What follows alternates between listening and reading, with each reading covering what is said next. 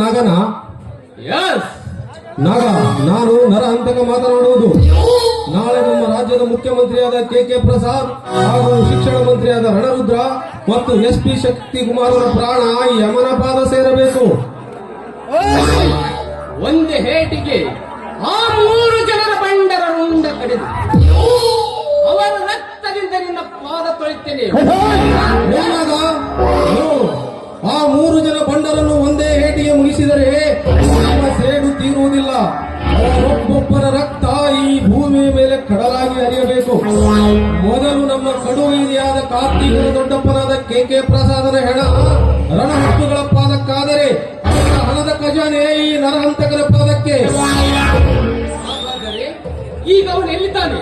Kamath hotel 2ನೇ ಮಹಡಿಯಲ್ಲಿ ನಮ್ಮ ದೇಶದ ಹೆಣ್ಣು ಮಕ್ಕಳನ್ನು ವಿದೇಶಕ್ಕೆ ಮಾರಲು ವಿದೇಶದಿಂದ ಅಡ್ವಾನ್ಸ್ ಹಣ ತೆಗೆದುಕೊಳ್ಳುತ್ತಿದ್ದಾನೆ. ಆಗ ಬೇಗ ಅವನನ್ನು ಫಿನಿಶ್ ಮಾಡಿ ವಿದೇಶದಿಂದ ನಮ್ಮ ದೇಶದ ಹೆಣ್ಣು ಮಕ್ಕಳ ಮಾನ ಕಾಪಾಡು. ಓಕೆ.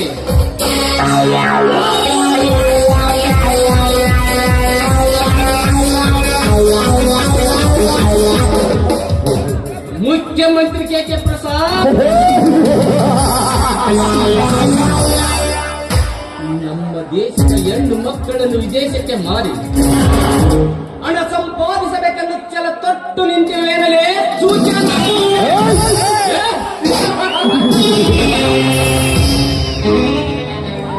ನಮ್ಮ ದೇಶದ ಹೆಣ್ಣು ಮಕ್ಕಳನ್ನು ವಿದೇಶಕ್ಕೆ ಪಾರ್ಸಲ್ ಮಾಡೋದಕ್ಕೆ ಪೂರ್ವದಲ್ಲಿ ನಿನ್ನ ಹೆಣ ವಿದೇಶಕ್ಕೆ ಪಾರ್ಸಲ್ ಮಾಡು. ಇನ್ನು ಕೆಲವೇ ಕ್ಷಣದಲ್ಲಿ ಬರ್ತಾನೆ.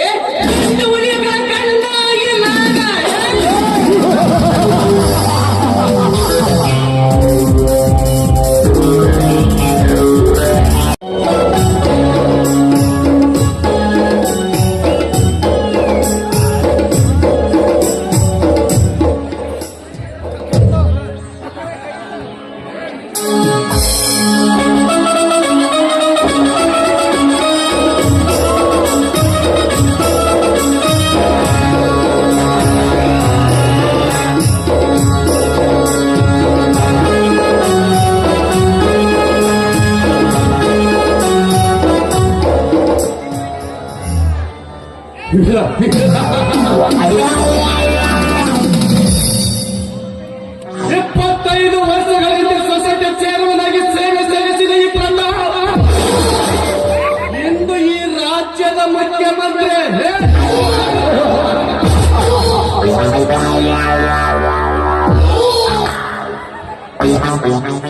ಇನ್ನು ಮುಂದೆ ಈ ರಾಜಕೀಯದಲ್ಲಿ ನಾನೇ ನಾಯಕ. ಮಾಡಿದ್ದೆ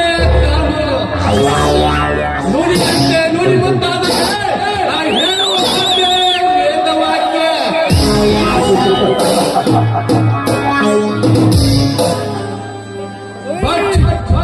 ಬಹುದಿನದ ನನ್ನ ಆಸೆಯಂತೆ ಆ ಬಣಬಿಕಾರಿ ಸೀರೆ 2 ಎಕರೆ ಮಟ್ಟಿ ಹೊಲದಲ್ಲಿ ಗಾರ್ಮೆಂಟ್ ಫ್ಯಾಕ್ಟರಿ ಕಟ್ಟಿ ಅದರಲ್ಲಿ ಕೆಲಸಕ್ಕೆಂದು ಬರುವ ಚಂದುಳ್ಳಿ ಚೆಲುವರನ್ನು ವಿದೇಶಕ್ಕೆ ಮಾರಿ ಹಣ ಸಂಪಾದಿಸುವುದೇ ಈ ಮುಖ್ಯ ಉದ್ದೇಶ.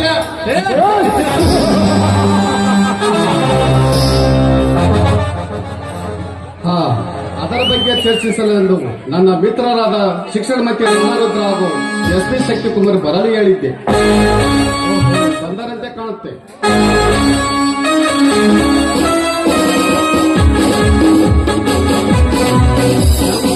ಮುಖ್ಯಮಂತ್ರಿಗಳಿಗೆ ಗುಡ್ ಮಾರ್ನಿಂಗ್ ಸರ್.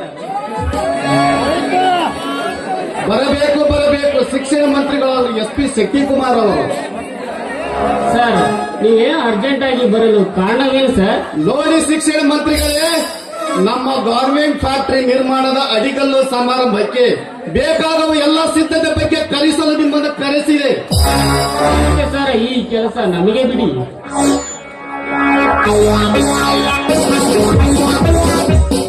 ನೋಡಿ SP ಶಕ್ತಿಕುಮಾರ್, ನಾಳೆ ಸಾಯಂಕಾಲ 75 ಹುಡುಗಿಯರನ್ನು ವಿದೇಶಕ್ಕೆ ಪಾರ್ಸಲ್ ಮಾಡುವ ನಮ್ಮ ವ್ಯಾನಿಗೆ ನಿಮ್ಮ ಎಲ್ಲಾ ಪೊಲೀಸ್ ಸಿಬ್ಬಂದಿಯೊಂದಿಗೆ ನೀವು ರಕ್ಷಣೆ ಕೊಡಬೇಕು. ಆದರೆ ಅರ್ಥವಾಯ್ತು. ನಿಮಗೆ ಸೇರಬೇಕಾದ ಬಾಬತ್ತು ಎಲ್ಲಿ ಸೇರಬೇಕು ಅಲ್ಲಿಗೆ ಬಂದು ಸೇರುತ್ತೇವೆ. ಓಕೆನಾ?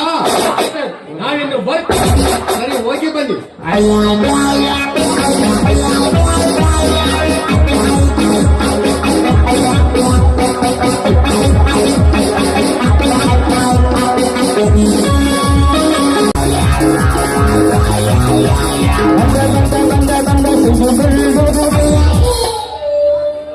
ಪ್ರಸಾದ್,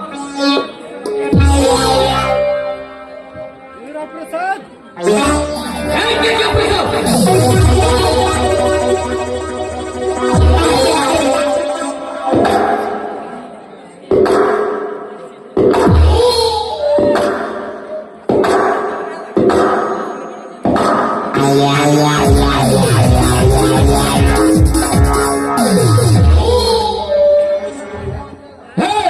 ಯಾರೋ ನೀನು ಈ ರಾಜ್ಯದ ಮುಖ್ಯಮಂತ್ರಿ ಆದ ನನ್ನ ಹೆಸರನ್ನು ಕರೆಯುವಷ್ಟು ಧೈರ್ಯ ಬೇಕು. ಹೇಗೆ ನನ್ನ ಮಗನೇ, ನೀನು ನಮ್ಮ ರಾಜ್ಯದ ಮುಖ್ಯಮಂತ್ರಿ ಆದರೇನು, ಪರ ರಾಜ್ಯದ ಮುಖ್ಯಮಂತ್ರಿ ಆದರೇನು, ಈ ಆದ್ಮಿ ಮರ್ಯಾದೆ ಕೊಡುವುದು ಇಷ್ಟೇ. ಯಾರು ಕೊನೆ ಯಾರು ಪುಂಡ ಪೋತರಿಗಳ ಗಂಡ, ಗಂಡಲಿಯ ಸೂರನ ಗಂಡ, ನಿಮ್ಮಂತ ರಾಜಕಾರಣಿಗಳ ಗ್ರೂಪ್ ದೇಶದ್ರೋಹಿಗಳ ಶತ್ರು, ಅಲ್ಲದೆ ಆದ್ಮಿ ನಾಗ. ನಾಗನ ಎಲ್ಲಿಗೆ ಬಂದೆ? ನಾನೇಕೆ ಇಲ್ಲಿಗೆ ಬಂದೆ? ನಿನ್ನ ತಲೆ ಕಡೆದ ಕಸಕ್ಕೆ ಹಾಕಿ ನಿನ್ನ ನರ ಕತ್ತರಿಸಿ ನಾಳೆಗೆ ನರಕದ ನಾಯಿಗಳಿಗೆ ಹಾಕುವುದಕ್ಕೆ ಗಂಡು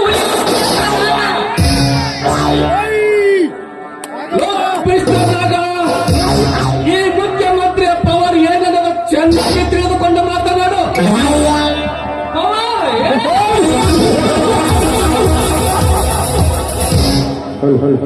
ಪ್ರಸಾದ್, ನೀನು ಯಾರು, ನಿನ್ನ ಪವರ್ ಏನೆನ್ನುವುದು ಇದಾಗ ಚೆನ್ನಾಗಿ ಗೊತ್ತು. ಬಟ್ 25 ವರ್ಷಗಳ ಹಿಂದೆ ನೀನೊಬ್ಬ ಸೊಸೈಟಿ ಚೇರ್ಮನ್ ಅನ್ನಾಗಿ ಬಡವರಿಗಾಗಿ ಸರ್ಕಾರದಿಂದ ಕಳಿಸುತ್ತಿರುವ ಅಕ್ಕಿ, ಗೋಧಿ, ಸಕ್ಕರೆಯನ್ನು ನ್ಯಾಯ ಬೆಲೆಗೆ ಕೊಡದೆ 4 ರೂಪಾಯಿಗೆ 1 ಕೆಜಿ ಅಕ್ಕಿ ಕೊಡಬೇಕಾಯ್ತು 8 ರೂಪಾಯಿ, 3 ರೂಪಾಯಿಗೆ ಕೆಜಿ ಕೊಡಬೇಕಾಯ್ತು ಗೋಧಿಯನ್ನು 6 ರೂಪಾಯಿ, 6 ರೂಪಾಯಿಗೆ ಕೆಜಿ ಕೊಡಬೇಕಾಯ್ತ ಸಕ್ಕರೆಯನ್ನು 12 ರೂಪಾಯಿ. ಹೀಗೆ 1ಕ್ಕೆ 2ರಷ್ಟು ಬಡವರ ಹಣ ತಿಂದು ನಿನ್ನ ಪತ್ತು ಬೆಳೆಸಿಕೊಂಡದಲ್ಲವೇ, ತಲಾ ಒಂದು ಓಟಿಗೆ 100 ರೂಪಾಯಿ ಇದರಂತೆ ಕೊಟ್ಟು ಓಟು ಹಾಕಿಸಿಕೊಂಡೆ. ಅದೇ ಓಟು ಹಾಕಿದ ರೈತರ ಹೊಟ್ಟೆ ಮೇಲೆ ಹೊಡೆದು ನಿನ್ನ ಹೊಟ್ಟೆ ತುಂಬಿಸಿಕೊಳ್ಳುವ ನೀನೊಬ್ಬ ಈ ಜಗದ ಕಂಡ ಭಕ್ಷಕನೆಂಬುದು ಈ ನಾಗನಿಗೆ ಚೆನ್ನಾಗಿ ಗೊತ್ತಲೇ.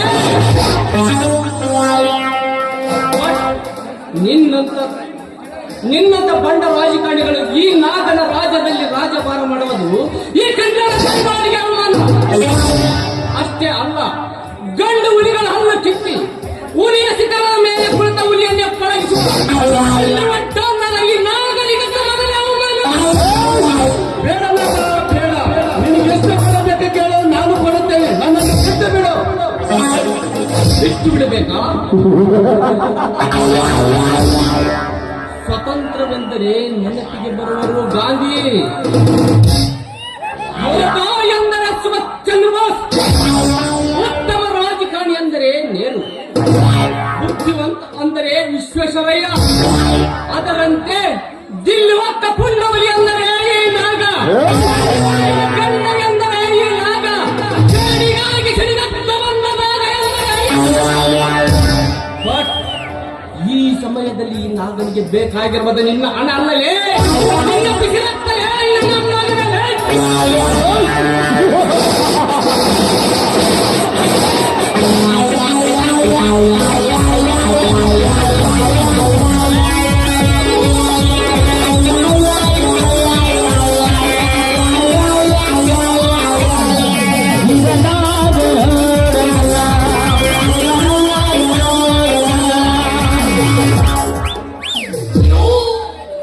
ಈ ನಾಗ ಕಣ್ಣಿಟ್ಟರೆ ಸಮಾಧಿ, ಕಣ್ಣು ಬಿಟ್ಟರೆ ಬರೇ ಬೂದಿ, ವಾನಿಗೊಬ್ಬ ಬ್ರಹ್ಮ, ಒಬ್ಬ ನನ್ನ ತಂದೆ ಗದಿಗಿನ ಪುಟ್ಟರಾಜಗಳು ಅಷ್ಟೇ ಅಲ್ಲ,